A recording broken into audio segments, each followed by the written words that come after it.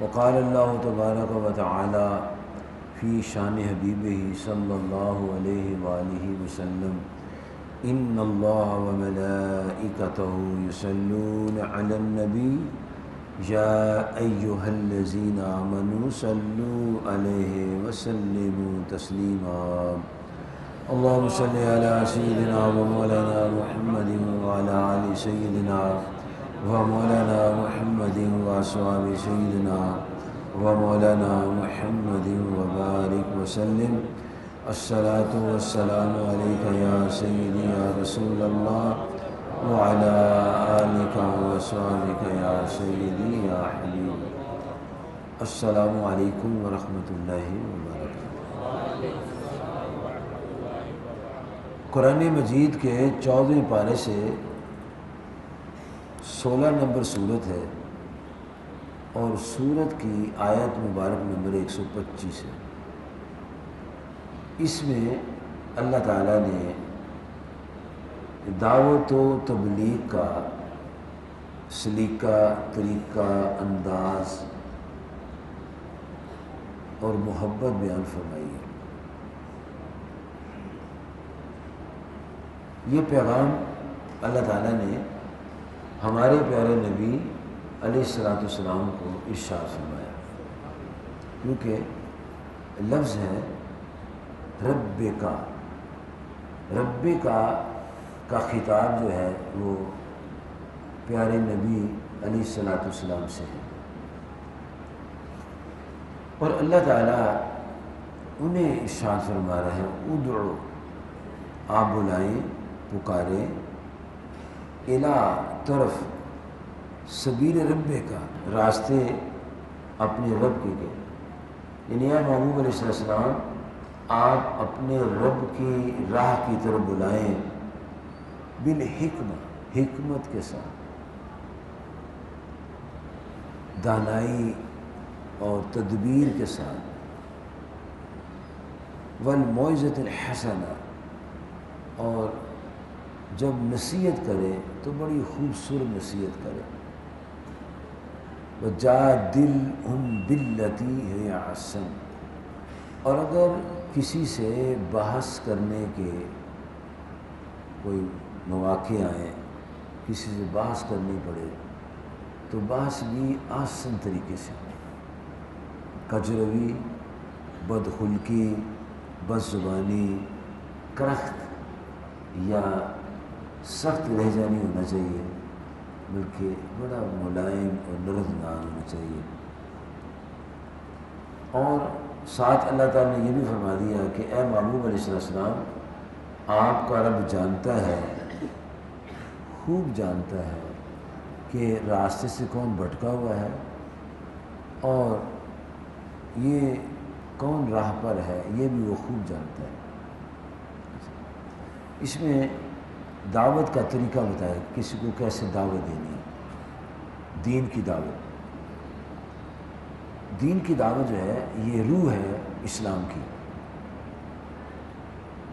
اگر ہم دعوت دین نہیں دیں گے تو اسلام نہیں پھیلے گا،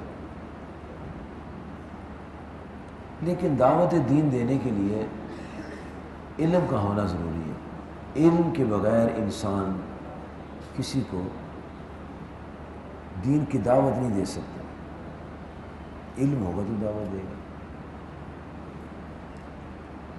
اسی لیے انبیاء علیہ السلام کو اللہ تعالیٰ جب بھیجا کرتا تھا تو علوم کے خزانے ان کو دیتا تھا، اور پھر وہ ان کی روشنی میں لوگوں کو اللہ کی طرف بلاتے تھے۔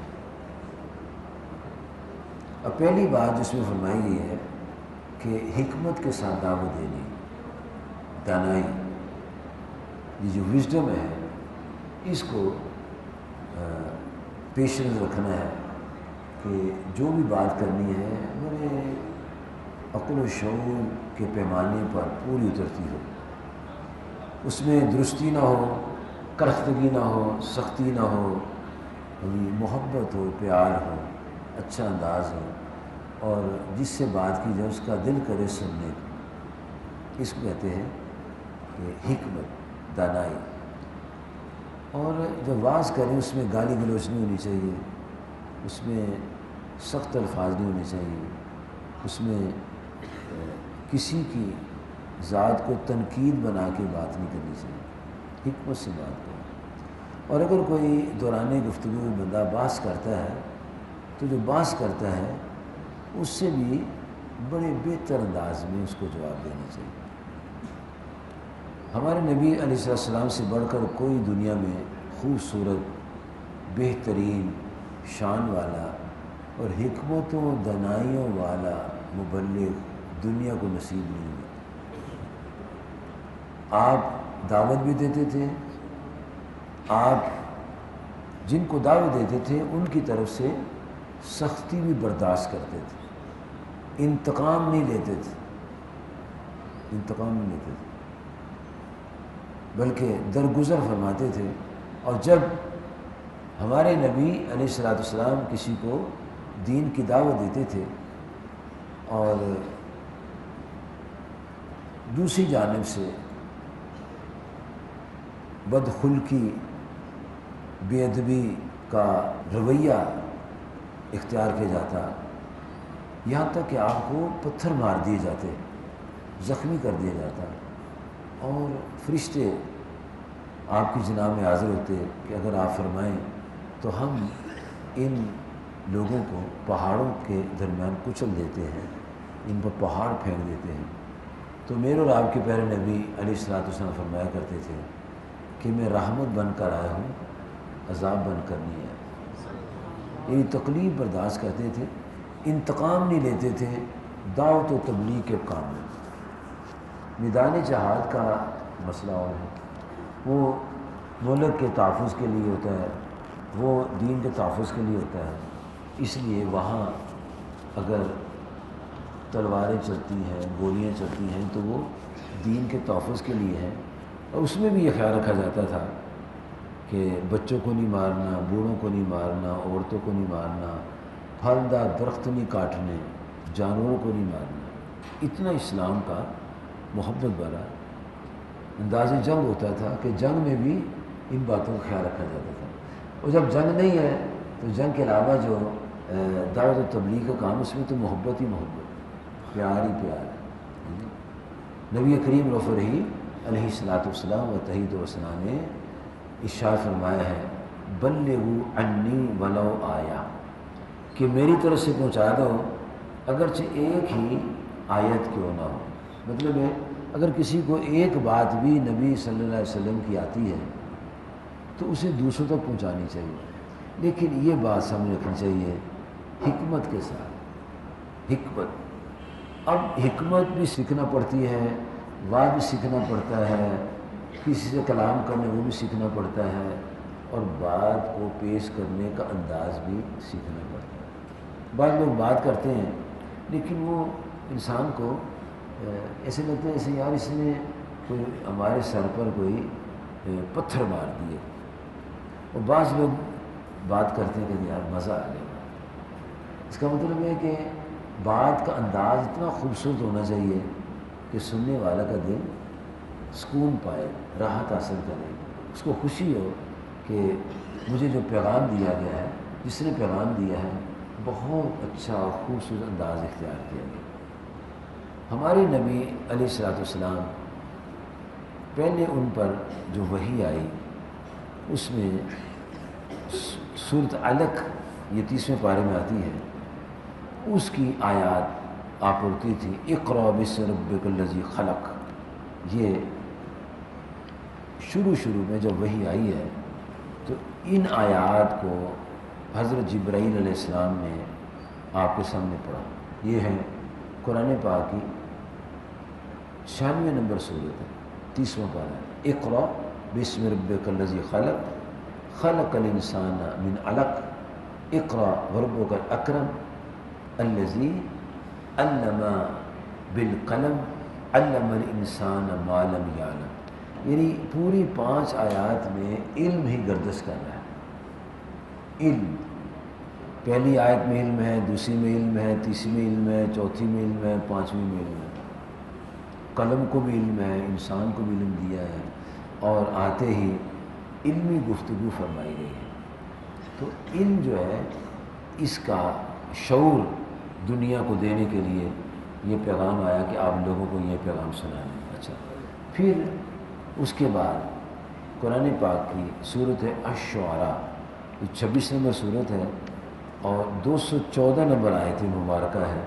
اس میں اللہ تعالیٰ کی ذات پاک نے اب وہ جو پیغام سنانا تھا اس کے آغاز کے لیے آپ کو فرمایا۔ اللہ تعالیٰ فرماتا ہے وَأَنذِرْ عَشِيرَتَكَ الْأَقْرَبِينَ، کیا میرے پیارے نبی علیہ السلام اب آپ آغاز کریں تبلیغ کا، اور پہلے رشتہ داروں کو تبلیغ کریں، گھر والوں کو تبلیغ، برادری کو تبلیغ، قبیلے کو تبلیغ۔ عشیرتک، خاندان، قریبی، برادری، قبیلہ، ان کو تبلیغ کریں۔ جب یہ آیت مبارکہ نازل ہوئی تو میرے پیارے دوستو، یہ اللہ تعالیٰ کا اپنا نظام، اس کی اپنی شان ہے۔ خانہ کعبہ پر مشرکین کا قبضہ تھا، بت پرستوں کا قبضہ تھا، اور وہ بتوں کے خلاف کوئی بات سننے کو ذہنی طور پر تیار نہیں تھے۔ تو نبی محترم صلی اللہ علیہ وسلم نے اس آیت مقدسہ کے اترنے پر صفا پہاڑی کا انتخاب کیا۔ آپ پہاڑی پر چڑھ گئے، اور پہاڑی پر چڑھ کے آپ نے تمام قبائل کو آواز دی، عدی قبیلہ، فہر قبیلہ، ہاشم قبیلہ، قریش قبیلہ، جتنے قبائل تھے ان کو پہاڑی پر چڑھ کر آواز دی۔ جب آپ نے ان کو پکارا اور تمام لوگ جو تھے ان کے گھروں میں آواز پہنچ گئی، تو تمام لوگ چلے آئے، اور جو لوگ نہ آ سکے انہوں نے نمائندے بھیجے، بڑے بڑے سردار آئے، اور جب وہ سردار آ گئے تو آپ سرکار صلی اللہ علیہ وسلم نے ان سے پوچھا، لوگوں بتاؤ میں کون ہوں؟ انہیں عرض کیا حضور آپ صادق ہیں، امین ہیں۔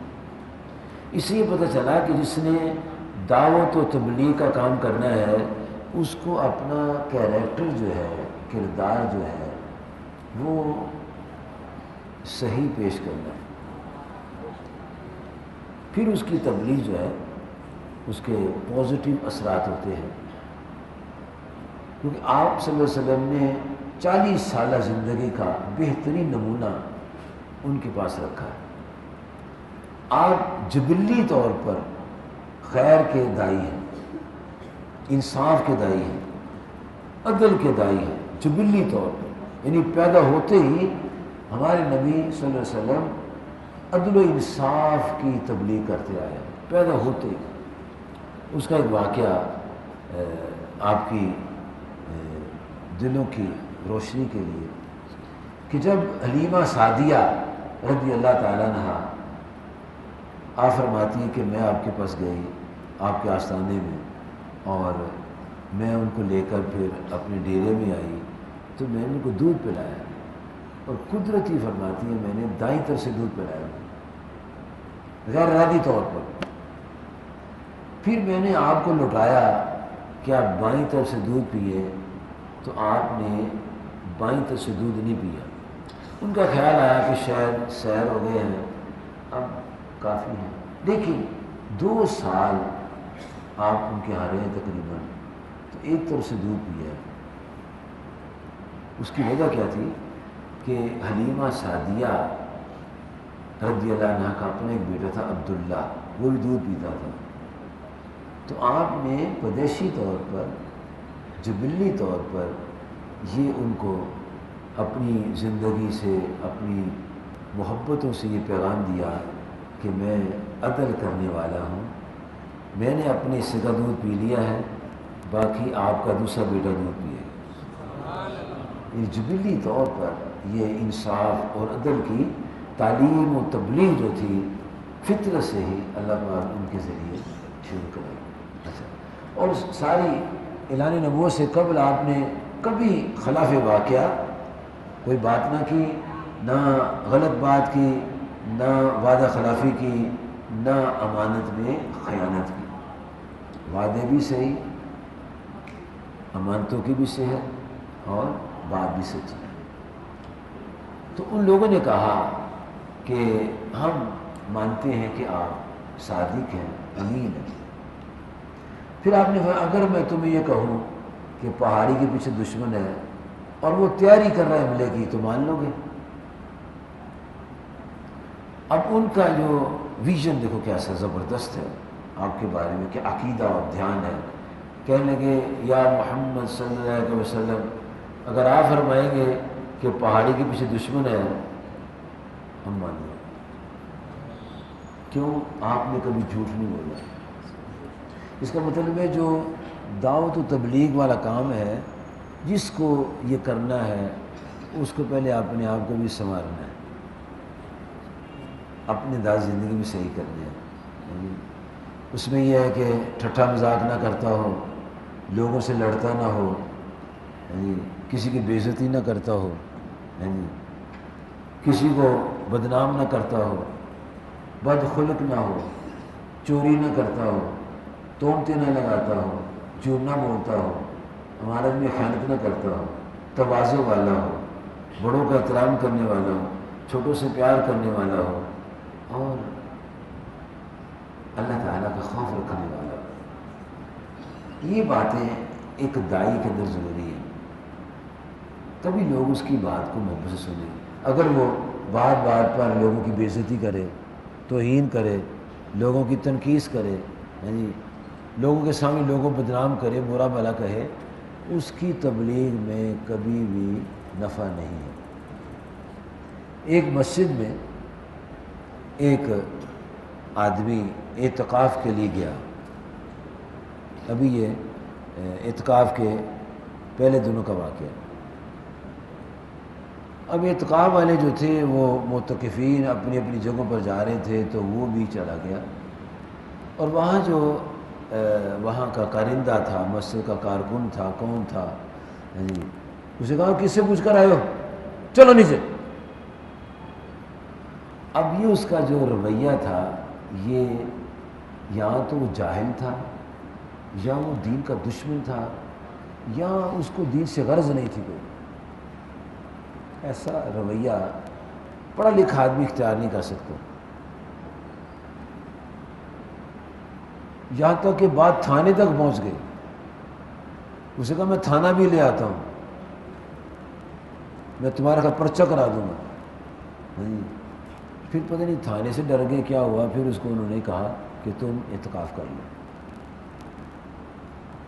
یعنی یہ جو اس کا رویہ ہے وہاں کے کسی فرد کا، وہ دین کی دشمنی کا رویہ ہے، دین سے محبت کا رویہ نہیں ہے۔ یہ بھی کہا جا سکتا تھا کہ بھائی آپ نے پہلے اطلاع کی تھی تاکہ ہم انتظام کر دیتے، کیونکہ لوگ بیٹھے ہیں نا، آپ کا بھی کوئی انتظام ہونا چاہیے تھا۔ آپ نے بڑی قربانی کی، کام چھوڑ کے آئے ہو، اللہ کو جزائے خیر عطا فرمائے، تو پہلے اطلاع ہوتی تو ہمارے لیے آسانی ہو جاتی۔ بہرحال کوئی نہیں، آپ بیٹھ جاؤ، اس کا دل خوش ہو جاتا۔ لیکن وہ جو رویہ سے اختیار کیا گیا، اس کے دل میں مسجد والوں کے خلاف نفرت پیدا ہو گئی، اور ساری رات وہ اپسٹ رہا بندہ، اللہ کے گھر آیا ہے اور بے چین۔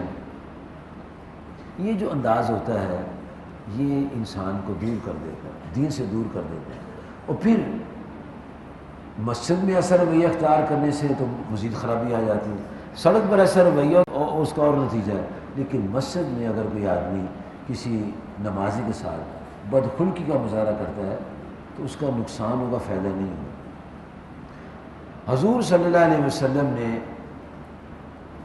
ایک بندے کو دیکھا کہ وہ مسجد کے فرش پہ پیشاب کر رہا تھا،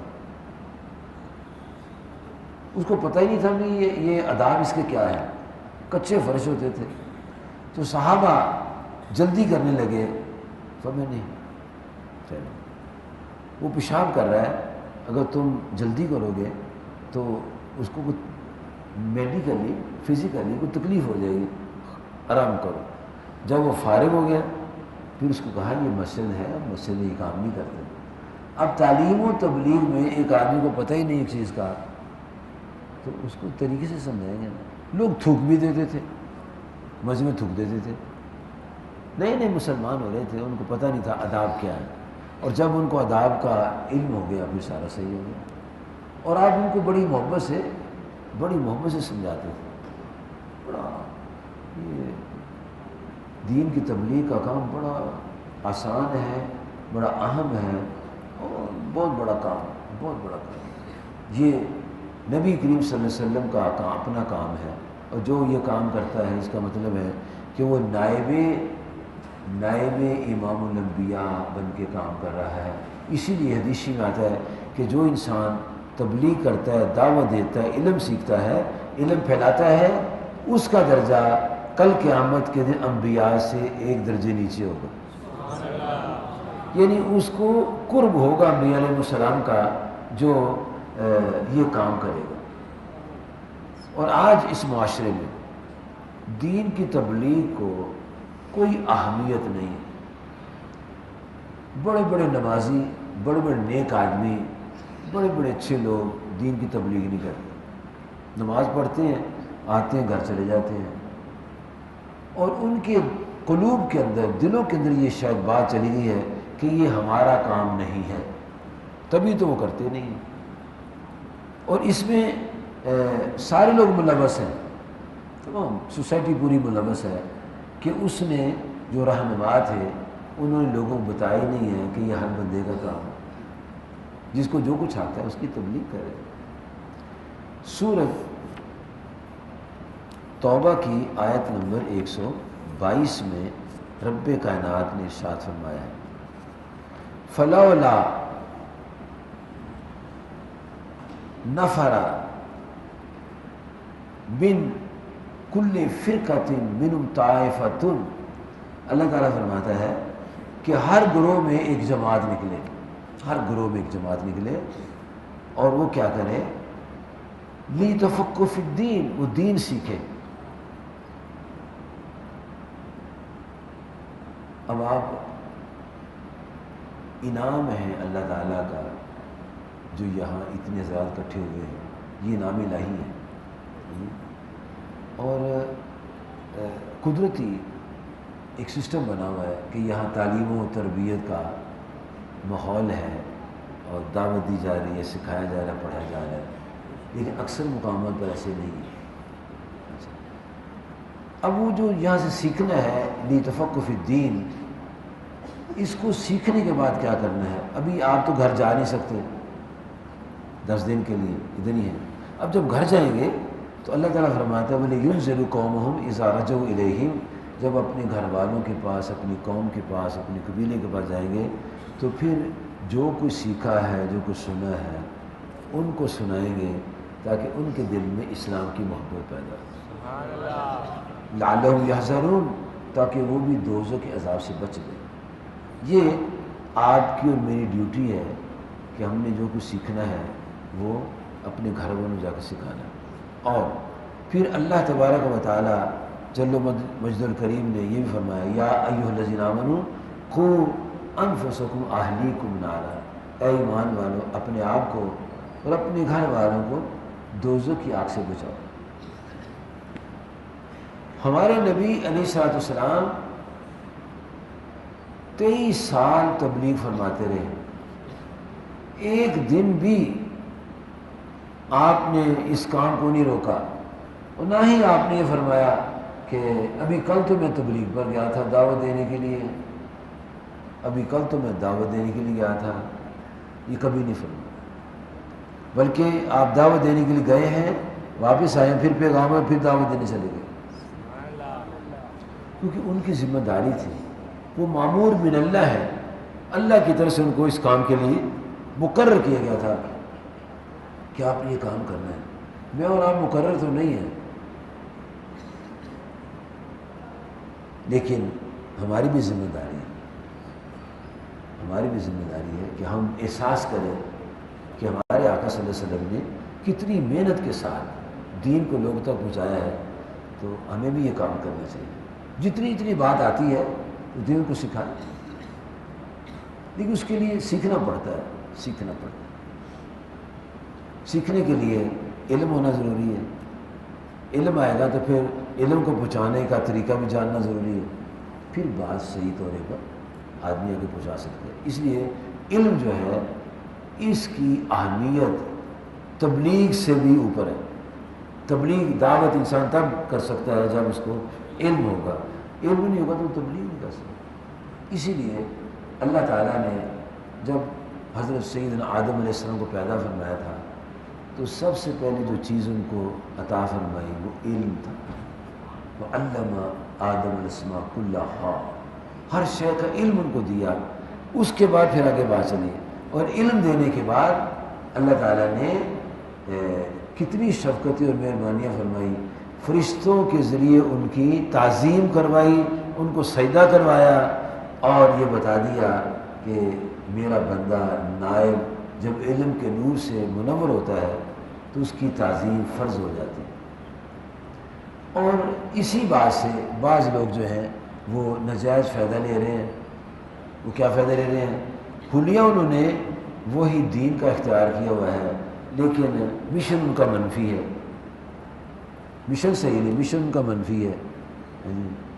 کبھی کسی صحابی کے خلاف بات کر دی، کبھی اہل بیت کے خلاف کو بات کر دی، کبھی نبی اللہ علیہ وسلم کے خلاف بات کر دی، اور کبھی اسلام کے خلاف بات کر دی۔ اور اگر کوئی ان سے الجھے کہ یار کوئی نہیں، علامہ صاحب مولانا صاحب یار کوئی نہیں، کوئی بات نہیں یار، پھر بھی لوگ اس کا احترام کرتے کہ یہ علامہ صاحب ہے، حالانکہ وہ علامہ صاحب نہیں ہے، وہ علامہ صاحب نہیں ہے۔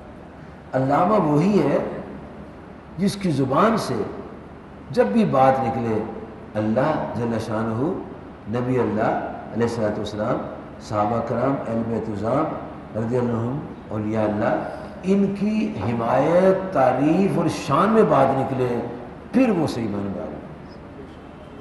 اگر ان کے خلاف وہ بولتا ہے تو اس کا علم صحیح نہیں ہے، کیونکہ اللہ تعالیٰ نہ نبیوں کے خلاف بات فرماتا ہے، نہ صحابہ کے خلاف، نہ اہل بیت کے، نہ اولیاء کے خلاف، ان کی تو فیور کرتا ہے۔ اب حلیہ چونکہ اس کا ہے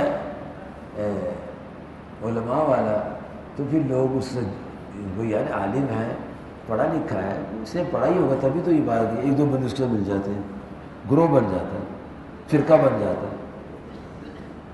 اور فرقہ بنتا ہی تب ہے جب آدمی علم نہیں سیکھتا۔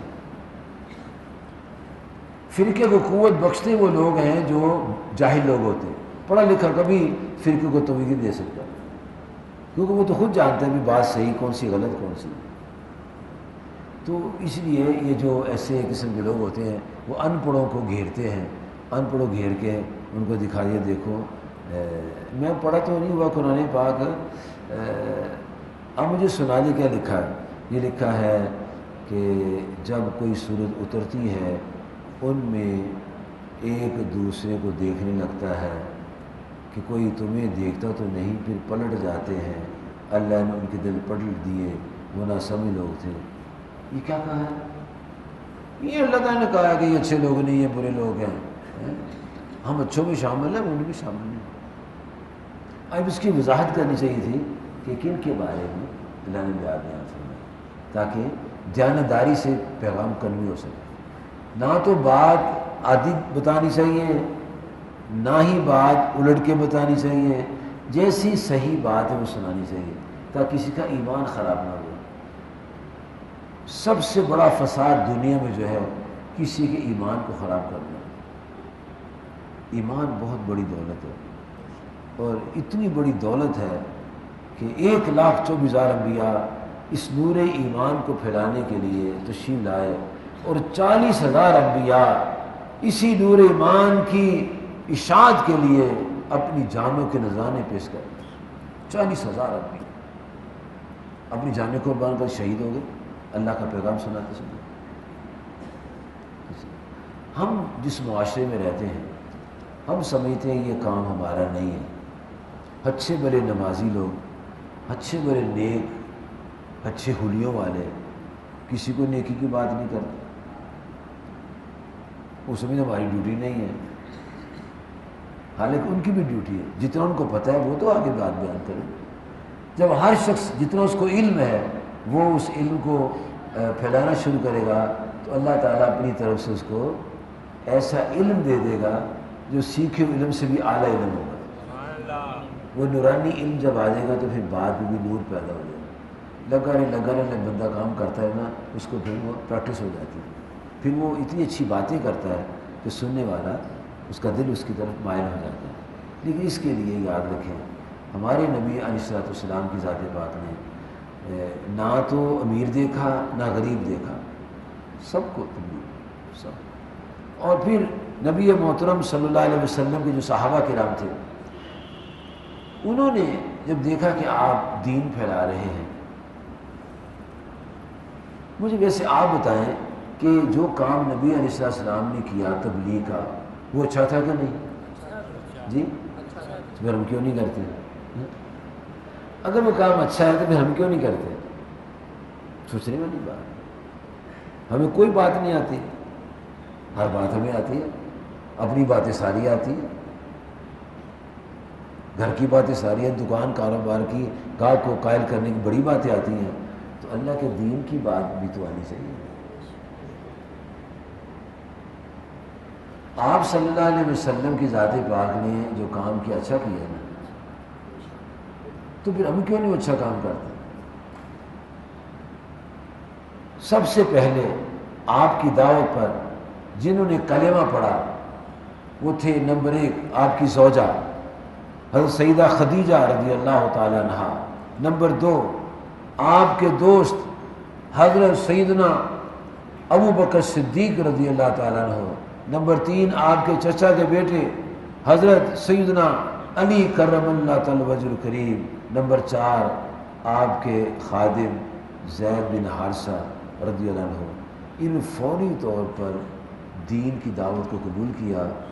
اب آپ کے ساتھ 4 بندے ہو گئے۔ ان میں جناب سینہ صدیق اکبر بڑے تھے، آپ کی زوجہ مطہرہ گھریلو خاتون ہے، تو جناب صدیق اکبر نے دیکھا کہ میرے نبی علیہ السلام بڑا اچھا کام کر رہے ہیں، لوگوں کو آگ سے بچا رہے ہیں، جنت پہ بلا رہے ہیں، نیکیاں کرا رہے ہیں، برائی اور بے حیائی سے روک رہے ہیں، تو انہوں نے بھی یہ کام کرنا شروع کر دیا۔ اچھا جانا تو کیا نا، اور ذمہ داری سے کیا، اور اپنے دوست کی مدد کی، اپنے دوست کی مدد کی، اور یہ مدد دین کے لیے مدد تھی،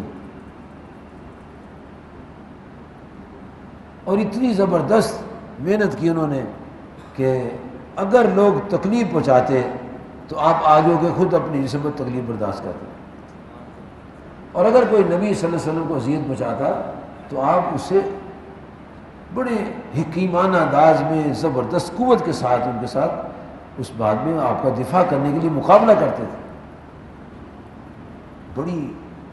بڑی عقیدت و احترام تھا، ان کو احساس تھا کہ آپ جو کام کر رہے ہیں بہت اچھا کام کر رہے ہیں۔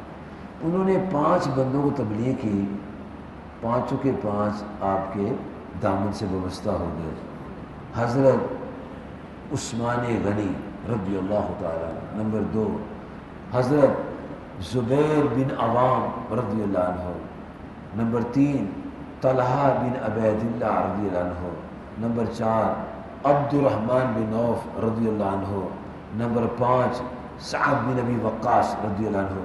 یہ 5 بندے وہ ہیں کہ جن کے پاس ابو بکر صدیق روزانہ جاتے تھے اور ان کے پاس جا کے دین اسلام کا پیغام سناتے تھے۔ یہ 5 بندے مسلمان، پھر وہ آپ کے ساتھ مل گئے، پھر انہوں نے مل کے پھر تبلیغ کی، بڑی محنت کی، اور اتنا وہ سخت دور تھا، اتنے شدت پسند لوگ تھے، ان کی شدت کو بیان کرنا اور سننا بہت بڑا کام ہے، بڑی ہمت کا کام۔ یہ 5 بندے آپ کے ساتھ مل کے کام کرتے ہوئے 6 سال میں 39 بندے مسلمان ہوئے، کلمہ انہوں نے پڑھا، اور وہ دعوت قبول کی جو نبی صلی اللہ علیہ وسلم لے کر آئے تھے۔ تو آپ اکیلے نہیں اب ہیں، بلکہ آپ کے پاس مین پاور آ گئی، اور سب مل کر کام کرنے لگے، اور پورے مکہ مکرمہ میں اثرات جاری لگے، اور غریب امیر سارے ہی لوگ آپ کی طرف آنے لگے، اور جو دشمن تھے اسلام کے انہوں نے سختیاں شروع کر دیں، لیکن وہ جو محبت پیدا ہو چکی تھی اسلام کی، وہ سختیاں ان کو اس محبت سے نکال نہیں سکے۔ انہیں جانوں کے نذرانے دینے کا تو اعلان کر دیا، لیکن دین کو مضبوطی سے تھامے رکھا۔ ہمیں اب تو کوئی مارتا نہیں ہے، گالی گلوچ کو نہیں دیتا۔ اب جس کو جا کے مرضی کہیں کہ آئے بھائی صاحب نماز پڑھو، کہتے چلو آ جاتے ہیں۔ وہ تو کیا کرتے تھے، اللہ، مشرکین آپ کے گلے میں کپڑا ڈالے تھے اور دونوں طرف سے کھینچتے، اور آپ کچھ نہیں کہتے تھے، کچھ نہیں کہتے۔ کیوں؟ وہ لڑنے کے لیے تھوڑا آئے تھے، وہ تو انسانوں کی تقدیریں بدلنے کے لیے آئے، اور جس نے تقدیر بدلنی ہے وہ لڑتا نہیں ہے، وہ پیار کرتا ہے۔ ہاں یہ ہوتا تھا کہ اگر کوئی اور دیکھتا کہ یہ کتنی زیادتی کر رہے ہیں تو وہ پھر ان کو نپٹتا، دھکے دیتا، جو کہنا ہوتا اس نے کہہ دیتا ان کو۔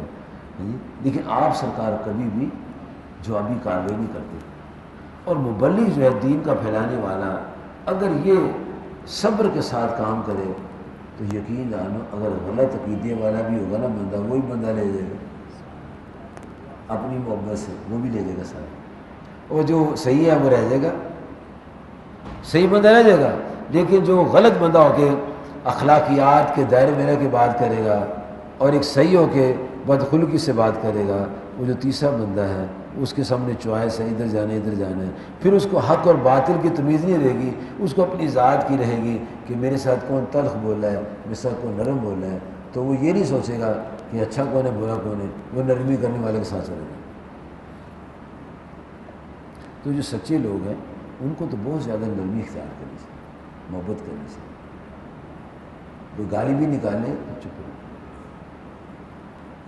لیکن یہ یاد رکھیں، جو بات سیکھی ہے اس کو یاد رکھنا بڑا ضروری ہے۔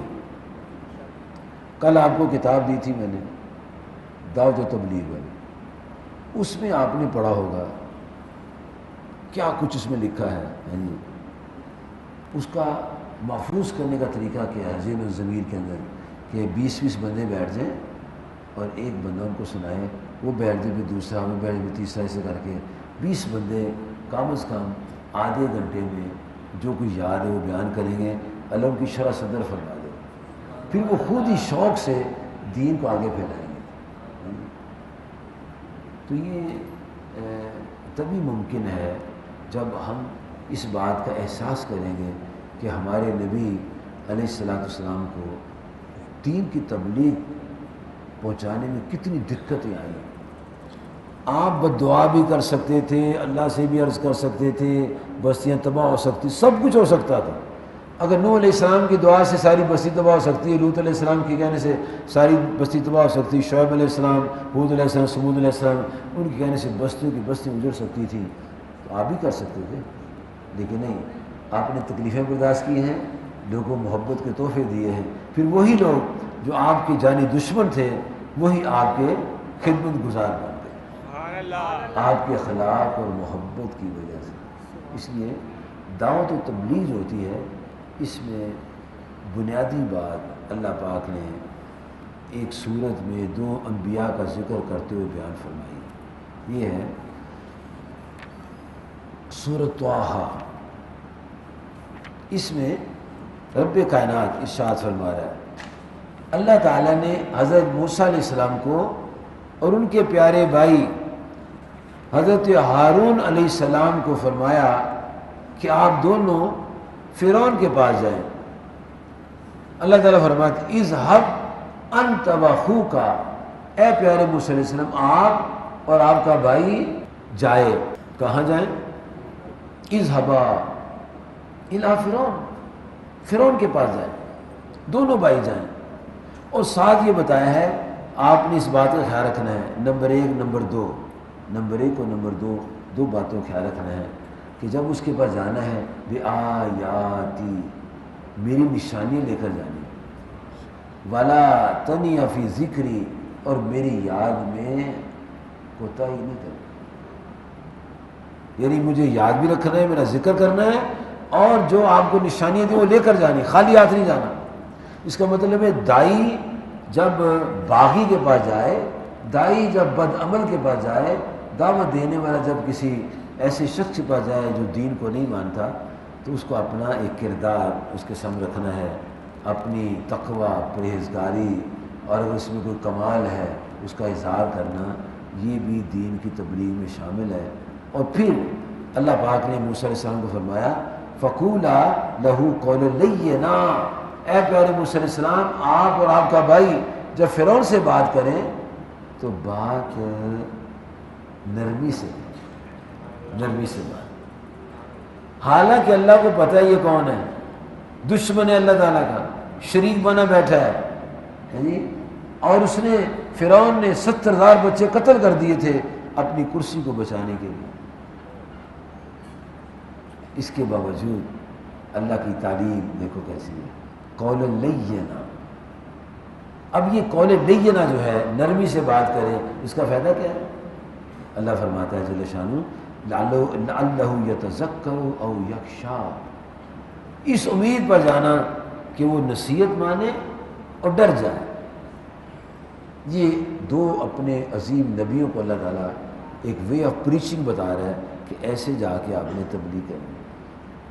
ہمارے پیارے نبی صلی اللہ علیہ وسلم لوگوں سے پیار اور نرمی کی ہے۔ آپ ایک غزوہ سے واپس تشریف لا رہے تھے تو ایک جگہ گھنے درخت تھے اور سایہ تھا، ٹھنڈی ہوا چل رہی تھی، تو آپ نے صحابہ سے فرمایا یہاں تم آرام کرو، اور خود آپ نے اپنی تلوار درخت پر لٹکا دی اور آپ بھی آرام فرمانے لگے۔ اتنے میں قریب ایک قبیلہ تھا مشرکین کا، اس میں سے ایک بندہ دعسور نامی آیا، بڑا دبے پاؤں کے ساتھ آیا، اور اس نے تلوار اتاری، میان سے نکالا اور آپ پر تان لی۔ آپ سو رہے تھے، آپ اٹھ کے بیٹھ گئے، اور وہ بڑے غرور و تکبر سے کہتا ہے اے محمد صلی اللہ علیہ وسلم، کون آپ کو مجھ سے بچا سکتا ہے؟ کون بچائے گا آپ کو مجھ سے؟ اس کا خیال تھا میرے ہاتھ میں تلوار ہے، جس وقت چاہوں گا میں حملہ کر کے نعوذ باللہ آپ کو تکلیف پہنچاؤں گا۔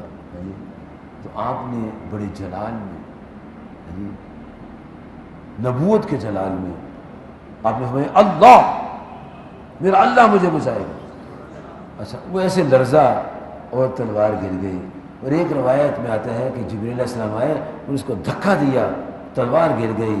جب تلوار گر گئی تو آپ نے وہی تلوار پکڑ لی جو لے کر آیا تھا، فرمایا اب تم بتاؤ تمہیں مجھ سے کون بچائے گا؟ اب دشمن جو ہے وہ گرپ میں ہے، قابو میں ہے، کہیں جا نہیں سکتا۔ اب جب آپ نے بتایا اب تم بتاؤ تمہیں مجھ سے کون بچائے گا، تو کہتا ہے آپ کے رحم و کرم پر میرا لات تو نہیں آ سکتا، نہ منات آ سکتا ہے۔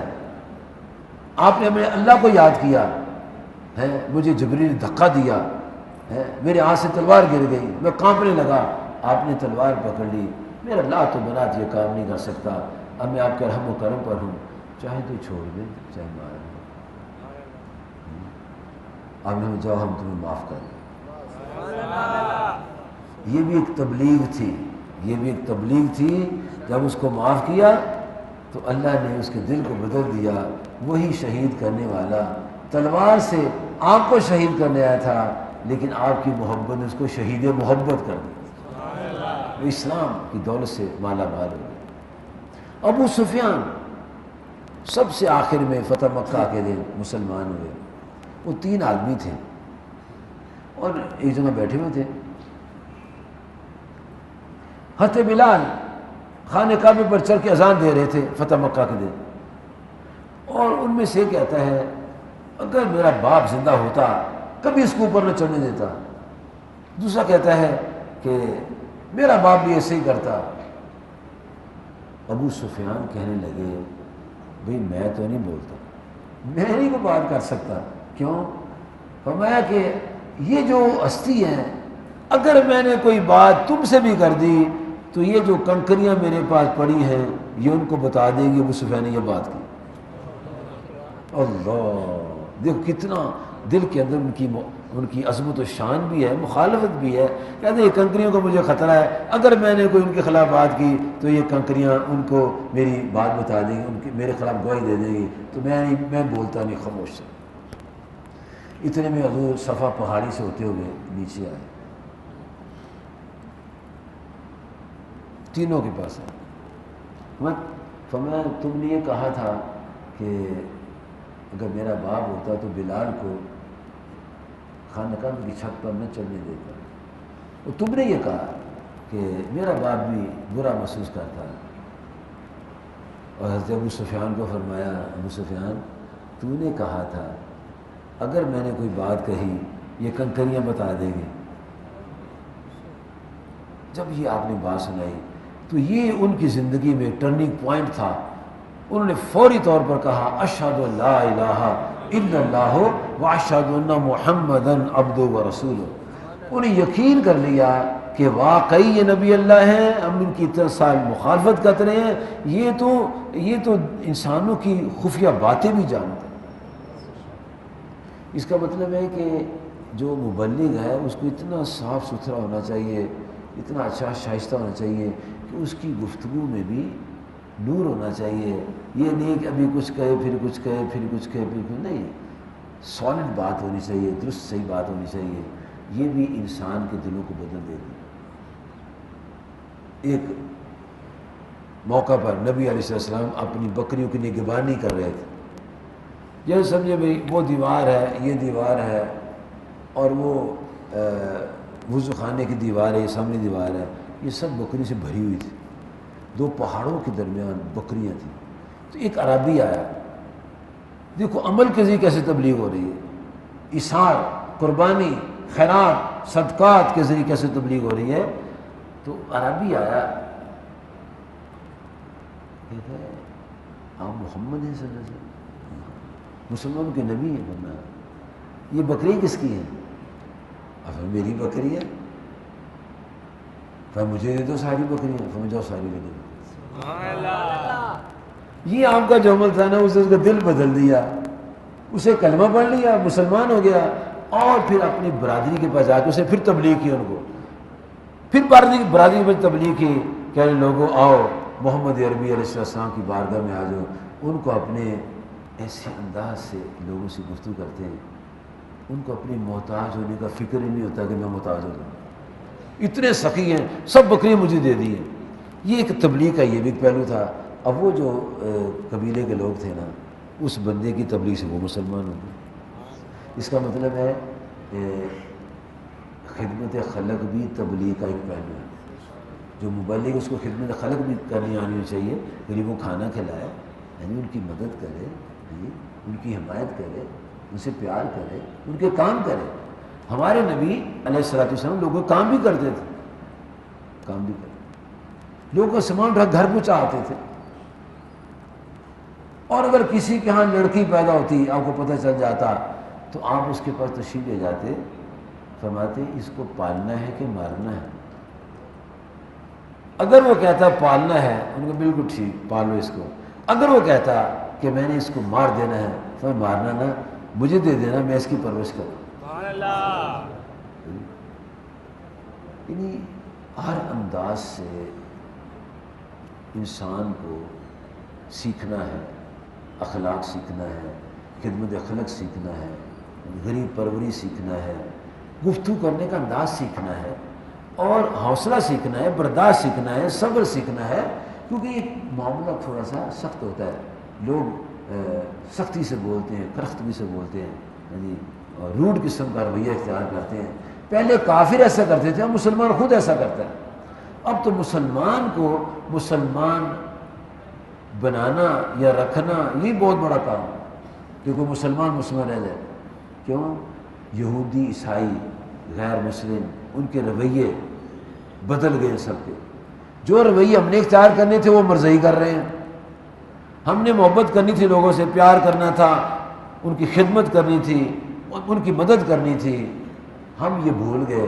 مرزئیوں نے یاد رکھا، وہ مدد بھی کرتے ہیں، وہ خدمت بھی کرتے ہیں، وہ نوکریاں بھی دیتے ہیں، وہ شادیاں بھی کرتے ہیں، وہ کافر بھی بنا لیتے ہیں۔ تو دنیا جو ہے یہ باقاعدہ یار دنیا ٹھیک ہونی چاہیے، پھر دیکھی جائے گی قیامت کو کیا ہوتا ہے۔ یہ ایسی خوفناک صورتحال جب معاشرے میں ہو تو دین کی تبلیغ کرنے والے کو بڑا ہی محبت کا پیکر ہونا چاہیے، پیار کرنا چاہیے، برداشت کرنی چاہیے، ہمت کرنی چاہیے تاکہ لوگ قریب آئیں۔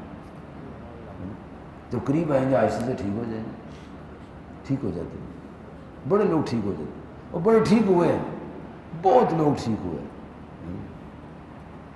آپ کی دعا سے اب بھی ٹھیک ہو جائیں گے انشاءاللہ تعالیٰ۔ آپ اچھے لوگ ہو، اللہ گھر بیٹھے ہوئے ہو، ماشاءاللہ، کیا سب کچھ چھوڑ چھاڑ کے آئے ہوئے ہو، کیا آپ کی محبت ہے، بچے ہیں، جوان ہیں، بوڑھے ہیں،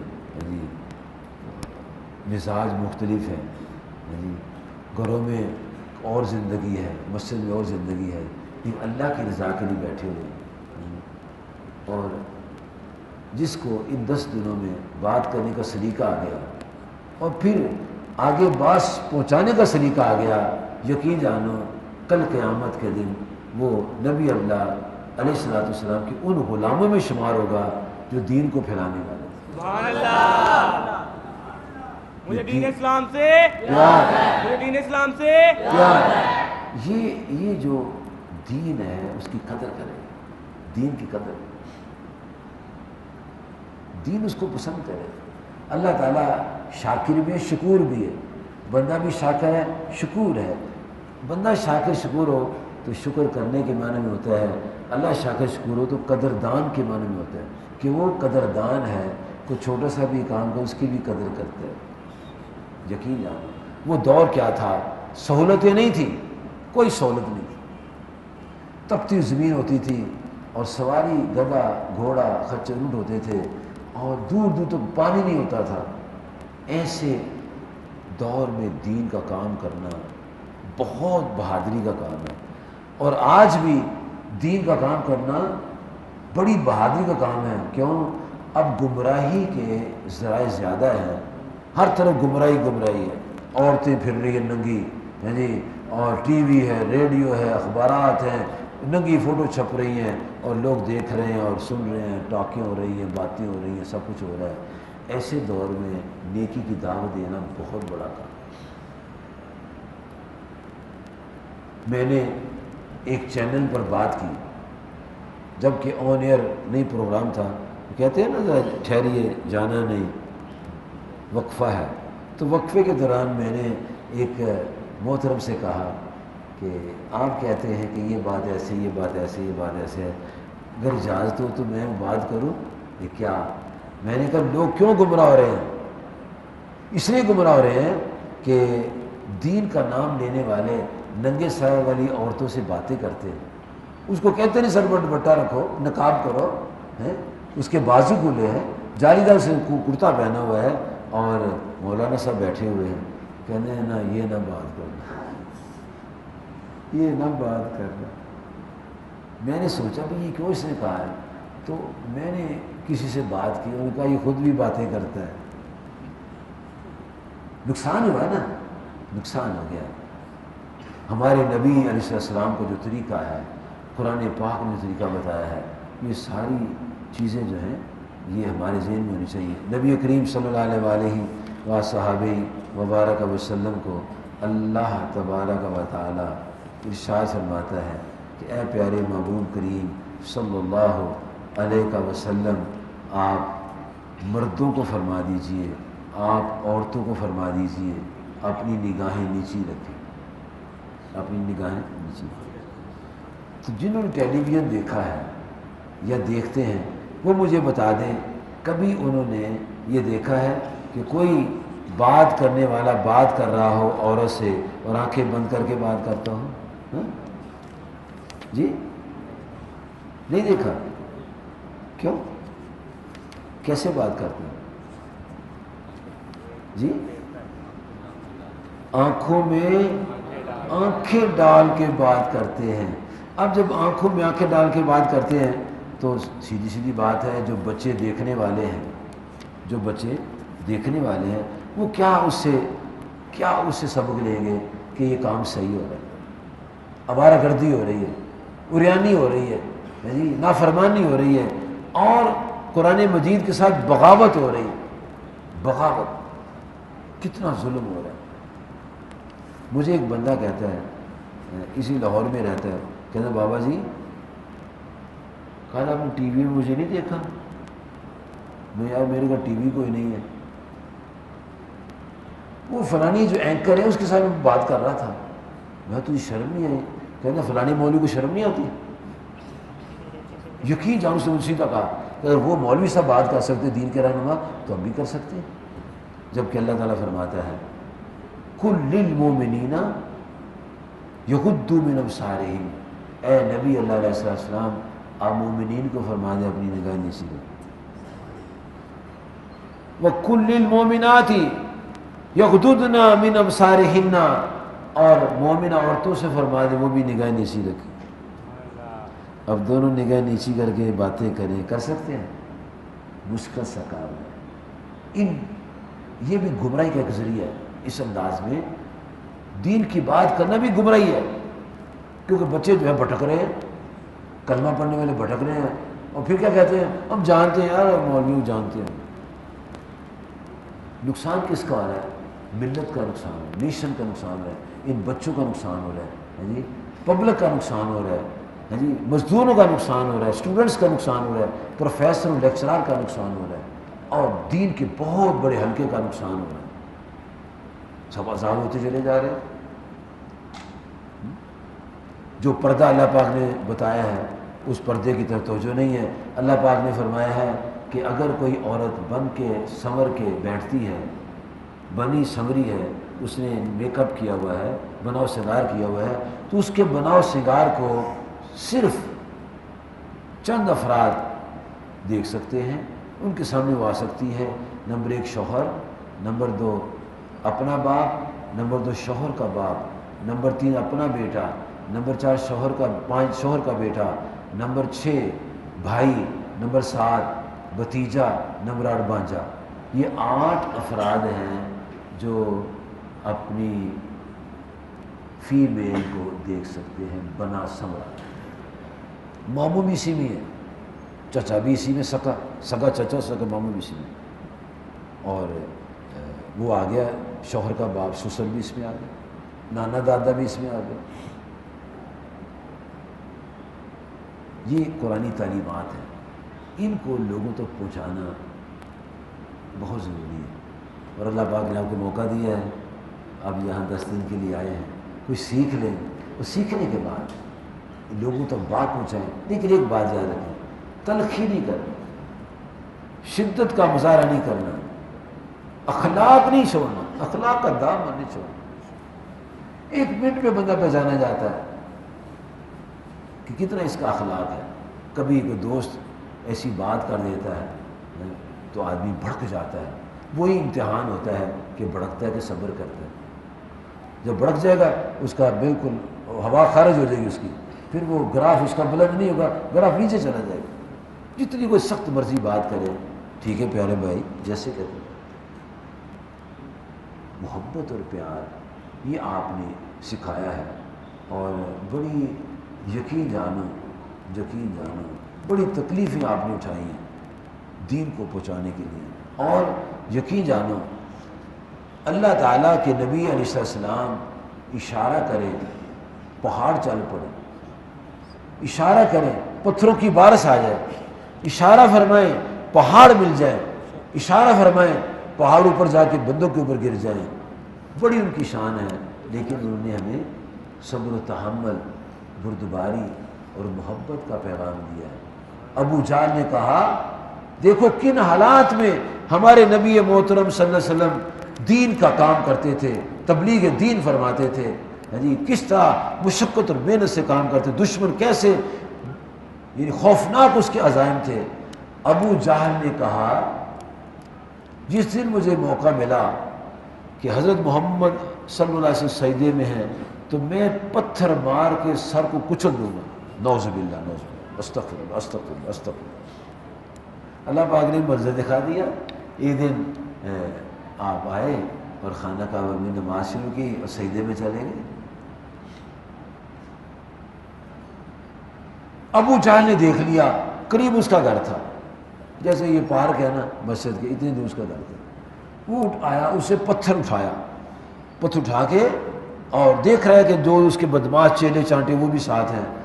پتھر اٹھا کے وہ نبی صلی اللہ علیہ وسلم کی طرف جا رہا ہے. وہ جو سامنے پلر ہے اتنی دور حضور صلی اللہ علیہ وسلم سجدے میں ہیں اور وہ پتھر مارنا چاہتے، یکدم چیخ ماری، پیچھے کی طرف بھاگ گیا۔ اس کے لوگوں نے کہا ابو جہل کیا ہوا ہے؟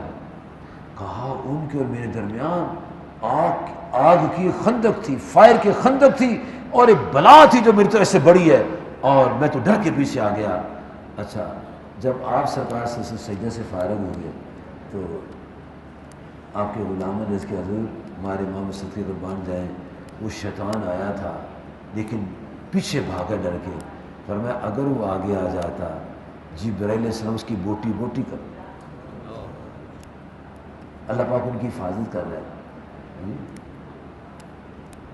یقین جانا، نماز پڑھتے تھے تو ولید بن ابی بعید بڑا گندا آدمی تھا، اس نے اونٹ کی اوجری آپ کے اوپر رکھ دی، کہتا بھاگو بھاگو دیکھو کہیں اونٹ ذبح ہو، کہ اس علاقے میں اونٹ ذبح ہے۔ بندہ بھاگا بھاگ گیا، اونٹ کی اوجری لے کر آیا، اور وہ آپ سجدے میں تھے، آپ کے پشت پر رکھ دی۔ آپ اٹھے نہیں ہیں، سجدے میں پڑ گئے۔ گھر آپ کا بھی آستانے بھی قریب تھا، آپ کی ننھی منی شہزادی بی فاطمہ آئی، انہوں نے آپ کو، آپ خود بھی اٹھ کے کر سکتے تھے، کر سکتے تھے، فرشتہ بھی کر سکتا تھا، لیکن بچی آئی تاکہ معاشرے کے لوگوں کو پتہ چل جائے اگر ابو کو تکلیف آئے تو چھوٹی بچیاں بھی اپنے ابو کے ساتھ اس تکلیف کو دور کرنے میں شامل ہو جائیں، تاکہ ان کو بھی اللہ کی محبت نصیب ہو۔ صحابہ بھی کر سکتے تھے لیکن وہ کھڑے تھے ڈنڈے لے کے، آگے تو آئے سے مار مار کے یہ کر دیں گے، لیکن صحابہ کو حکم نہیں تھا انتقام کا، بدلہ لینے کا حکم نہیں تھا، وگرنہ وہ بھی سب پر حملہ کر کے سب کو مار سکتے تھے، لیکن انہیں حکم تھا صبر کا، برداشت کا، ہاتھ نہیں اٹھاتے تھے، سب کچھ کر سکتے تھے وہ، لیکن اللہ کے حکم کے تابع تھے، نبی اللہ کے حکم کے تابع تھے۔ میرے پیارے دوستوں، بزرگوں، بھائیوں، آج وہ حالات نہیں ہیں، سہولتیں بے شمار ہیں، اب سستی ہماری طرف سے ہے، ہم اللہ کے دین کی بات لوگوں تک پہنچاتے نہیں۔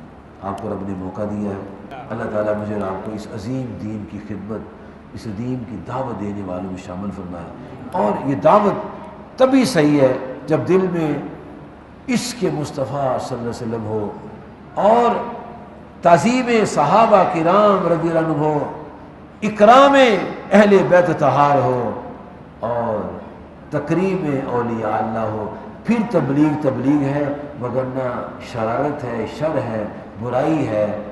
کیوں؟